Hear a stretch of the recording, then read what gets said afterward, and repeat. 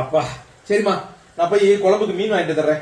ஏங்க இன்னைக்கு ஒரு நாளைக்கு மீன் சிக்கன் எதுவும் எடுக்க வேண்டாம், வெஜ் சமைப்போம். வெஜ்ஜே சமைச்சிருமா? சரி ரைட். அப்ப ஒரு காரியம் செய்ய, அவரைக்காய் வச்சு முருங்காய் வச்சு போட்டு சாம்பார் வச்சு விட்டு.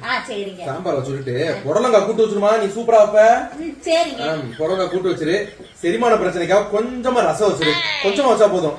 கொஞ்சமா வச்சுட்டு ரசத்துக்கும் இதுக்கும் செட் ஆகாது. அப்ப நீ பொட்டேட்டோ ஃப்ரை பண்ணிடுமா.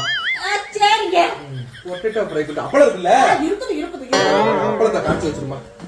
ஏங்க என்னம்மா பையங்களுக்கு காய்கறியும் பிடிக்காது, சாப்பிடவே மாட்டாங்க. சமைச்சப்பட நம்ம மட்டும்தான் சாப்பிடணும். அதனால 100 ரூபாய்க்கு சிக்கன் எடுத்துட்டு வந்திருக்கேன். சரி சரி சரிம்மா சரிம்மா.